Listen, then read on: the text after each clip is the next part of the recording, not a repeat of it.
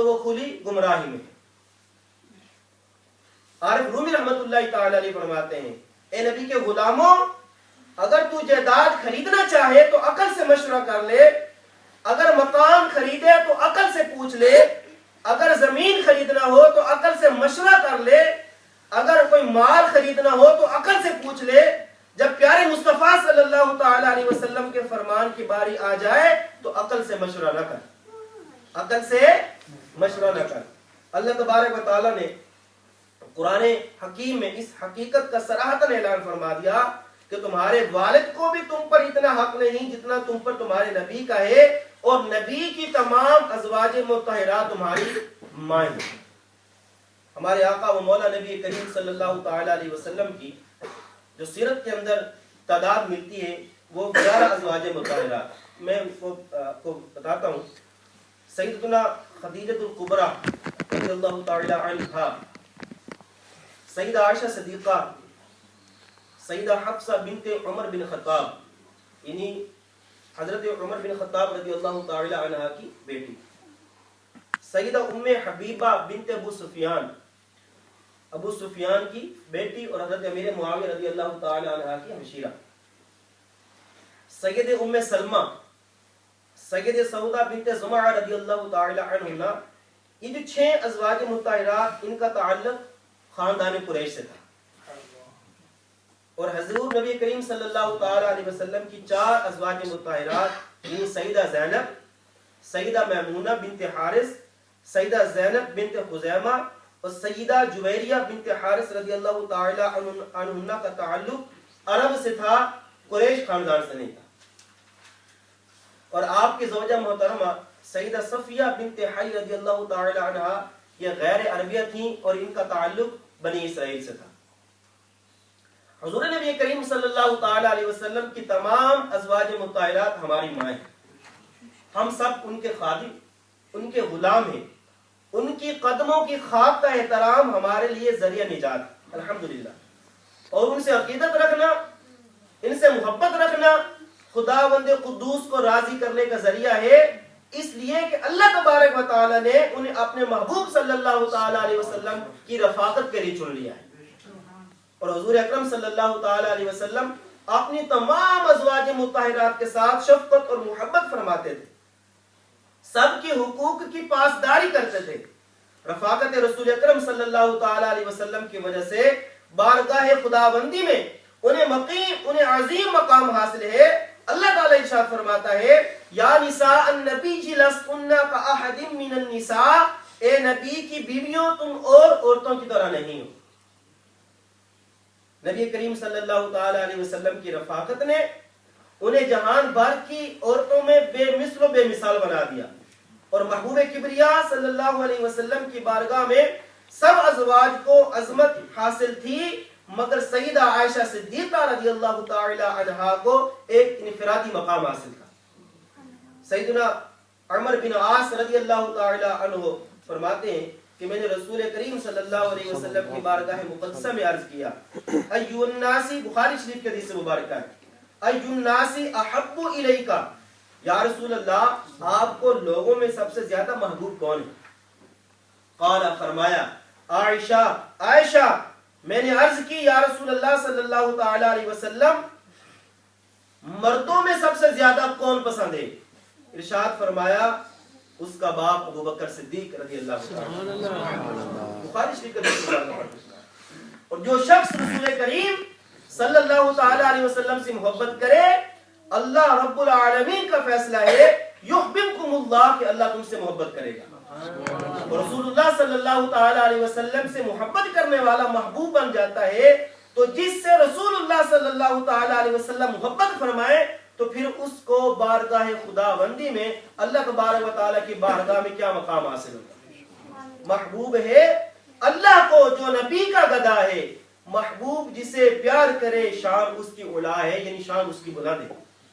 اب ان لوگوں کو اپنی عاقبت کے متعلق سوچنا چاہیے، اپنے ایمان کی فکر کرنی چاہیے، اپنے آخرت کے متعلق سوچنا چاہیے، جو ام المومنین حضرت سیدتنا عائشہ صدیقہ رضی اللہ تعالی عنہا جو میرے آقا صلی اللہ تعالی علیہ وسلم کی محبوبہ ہے، محبوب رب العالمین صلی اللہ تعالی علیہ وسلم کے ساتھ بغض رکھتے ہیں، عناد رکھتے ہیں، ان کی شان میں گستاخیاں کرتے ہیں، کیا وہ اللہ تبارک و تعالی کی بارگاہ میں مقبول ہو سکتے ہیں؟ نہیں ہو سکتے۔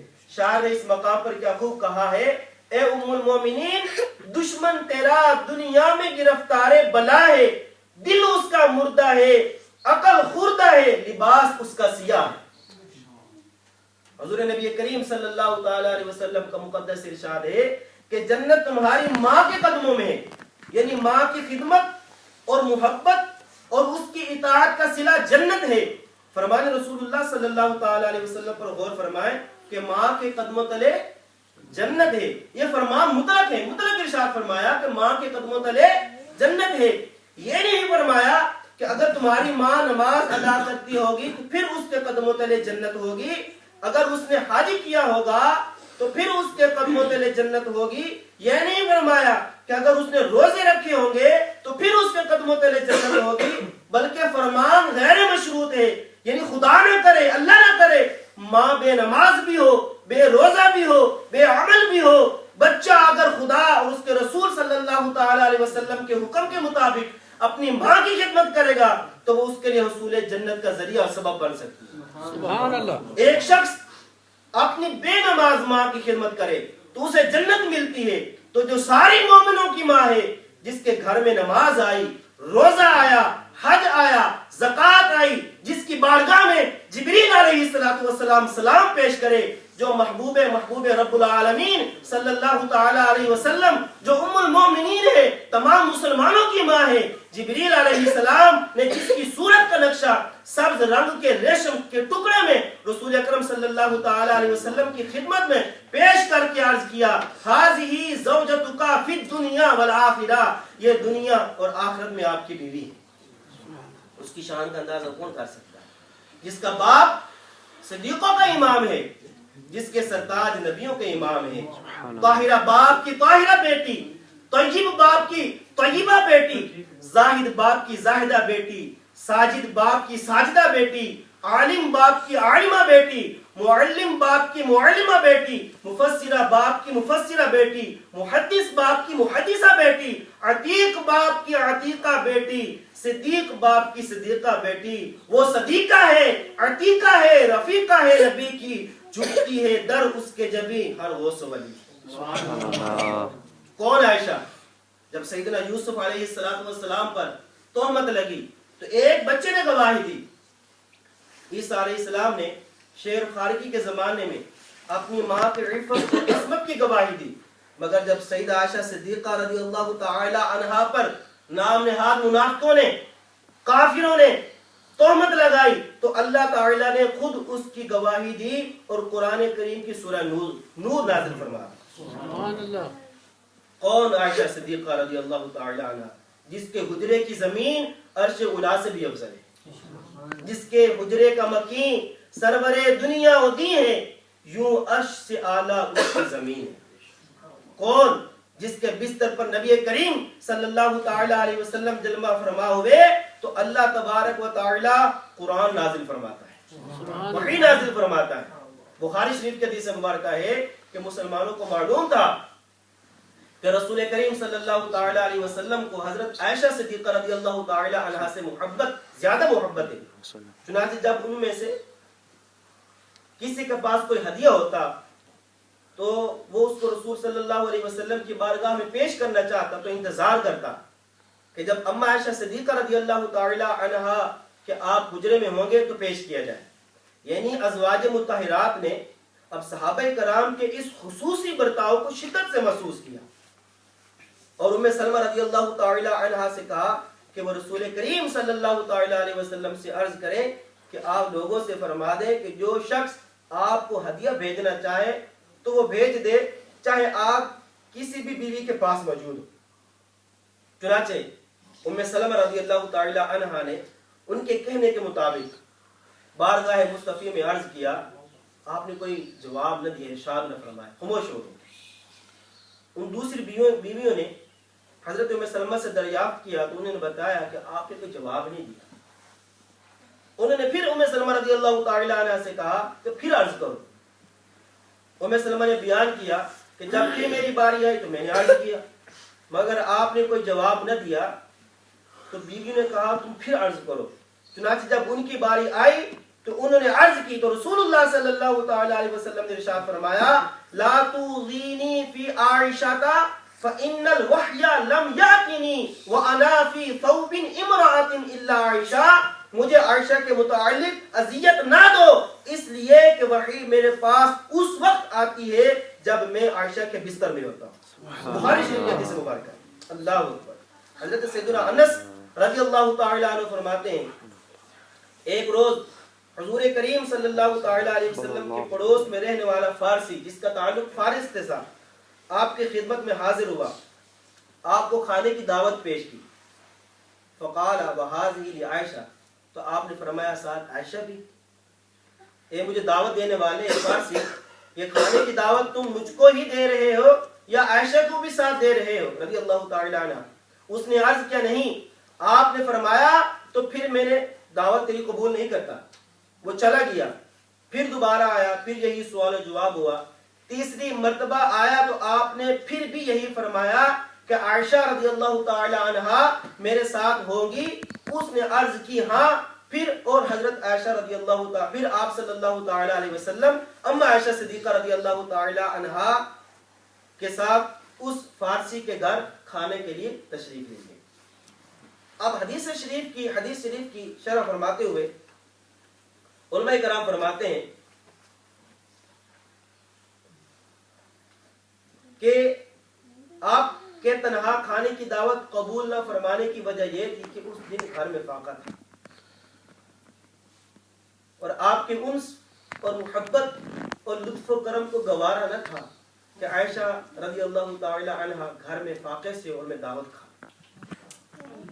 میرے میٹھے اور محترم اسلامی مقام غور ہے کہ رسول اللہ صلی اللہ تعالی علیہ وسلم کی زوجہ محترمہ سیدہ عائشہ صدیقہ رضی اللہ تعالی عنہا فاقہ سے ہوں تو آپ کی محبت کو یہ گوارا نہیں کہ آپ تنہا کسی کی دعوت قبول فرما کر کھانا تناول فرما لیں. آپ کا یہ طرز عمل جہاں سیدہ عائشہ صدیقہ رضی اللہ تعالی عنہا کے مرتبے اور مقام کا آئینہ دار ہے، وہاں امت مسلمہ کے لیے مسلمانوں کے لیے ازواجی تعلقات کے حقوق کی ادائیگی کے لیے مشعل راہ بھی ہے. یعنی مرد کو یہ حق نہیں پہنچتا کہ وہ خود تو گھر سے باہر پیٹ بھر کر کھا لے، ہوٹل سے کھا لے اور اس کی بیوی گھر کے اندر فاقہ کشی کرے. ہمارے معاشرے کے اندر یہ کمزوریاں کی ایک مقامات پر دیکھنے پر آتی رہتی ہیں کہ شوہر جو ہے اپنی بیوی کے حقوق کو ادا نہیں کرتا. بیوی گھر میں فاقہ سے ہوتی ہے، شوہر ہوٹلوں میں کھانے کے مزے لے رہا ہوتا ہے. قرآن کریم نے مرد کو عورتوں پر حاکم قرار دیا ہے.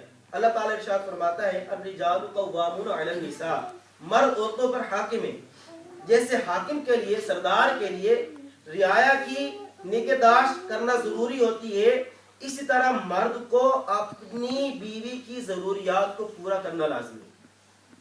پھر ہماری ماؤں بہنوں کو بھی یہ بات ذہن میں رکھنی چاہیے کہ جیسے مرد کے لیے ضروری ہے کہ وہ عورتوں کے حقوق ادا کرے اس لیے کہ وہ ان پر حاکم ہے، تو جیسے دعا یہ ہے کہ اپنے بادشاہ کی اطاعت ضروری ہے، اسی طرح عورتوں پر بھی اپنے حاکم کی تابعداری ضروری ہے.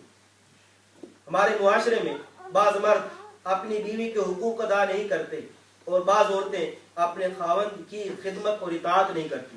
ذرا سی بات پر تانے شکوے شروع کر دیتی ہیں. خدا نہ کرے کہ اگر شوہر پر غربت کا وقت آ جائے اور عورت کو حسب منشا لباس خوراک نہ ملے تو فوراً ناشکری کے کلمات زبان پر آ جاتے ہیں.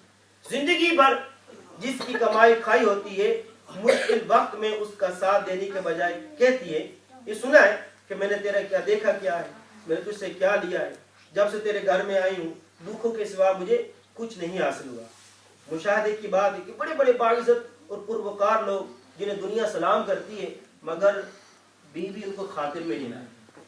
وہ کہتے ہیں ایک پیر صاحب جو لوگوں کی نظر میں بڑے معزز تھے، بڑے پارسا تھے، ہر شخص ان کا وہ احترام کرتا تھا، عزت کی نگاہ سے دیکھتا تھا، مگر ان کی زوجہ محترمہ انہیں خاطر میں نہ لاتی، لمحہ انہیں تان و تشنیع کرتی، بزرگی اور پارسائی کے تانے دیتی، جس سے وہ پیر صاحب حضرت صاحب کی زندگی اجیرن ہو کر رہ گئی. تنگ آ کر حضرت صاحب نے ایک وظیفہ پڑھا جس کے نتیجے میں وہ ہوا میں اڑنے لگے.